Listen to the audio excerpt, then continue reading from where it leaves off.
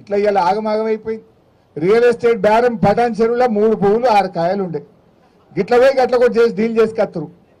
ఎన్ఆర్ఐలు హైదరాబాద్కి వెళ్ళి ఎవరు చూడు పటాన్ చెరువులో ప్లాట్ కొద్దురు. ఇప్పుడు ఆ రిజిస్ట్రేషన్ ఆఫీస్కి పోతే అంత ఈగలు కొట్టుకుంటున్నారట. ఈగలు కొట్టుకునే ఉంది. బయట దుకాణం ఉంటాయి చూడు వెండర్లు, స్టాంప్ వెండర్లు, ఆడపోతే ఎవడొస్తలేడు. స్టాంప్ వెండర్లు గిరాకీ లేదు, స్టాంప్ వెండర్లో గిరాకీ లేదు, రిజిస్ట్రేషన్ ఆఫీస్లో బేరం లేదు. ఆ రియల్ ఎస్టేట్ మా తమ్ముళ్ళ పాపం ఆ ఫైనాన్స్ వాళ్ళు వచ్చి కార్లు గుంజుకపోతున్నట, మోటార్ సైకిల్ గుంజుకపోతున్నట. ఇన్స్టాల్మెంట్ కూడా వెళ్తలేవు. అంత ఆగమైపోయింది. కేసీఆర్ 10 ఏళ్ళు ఉంటే పెరుగుడే పెరుగుడు పెరుగుడే పెరుగుడు. రేవంత్ రెడ్డి వస్తే దిగుడే దిగుడు దిగుడే దిగుడు అయిపోయింది. అంత ఆగం. ఎవరిని చూసినా ఆగమే. రైతులు చూసినా పరేషానే ఉన్నారు, బేరాలు చూసినా పరేషానే ఉంది, రియల్ ఎస్టేట్ చూసినా పరేషానే ఉంది. ఏదైనా ఒకటి చక్కగా చేసినా రేవంత్ రెడ్డి అన్ని ఆగమాగం.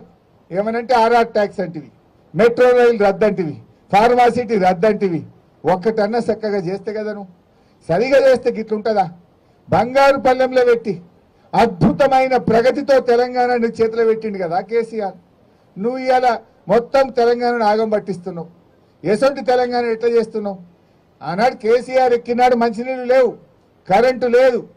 ఇదే పటాన్ చెరువులో వారానికి 2 రోజులు పవర్ హాలిడే ఉంటుండే పరిశ్రమలకు.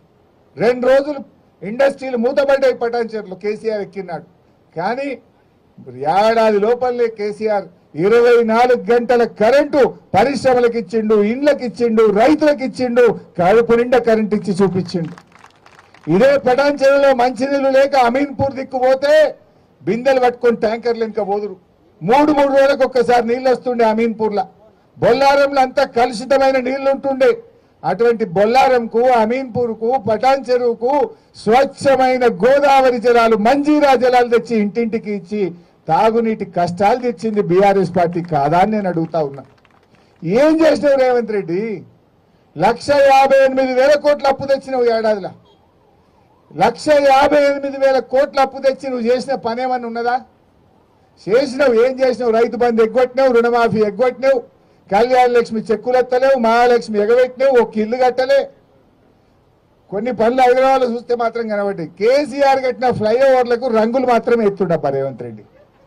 ఈ మధ్య మీరు హైదరాబాద్ చూడండి, ఫ్లైఓవర్లకు కొన్ని బొమ్మలు ఎత్తురు అంతే.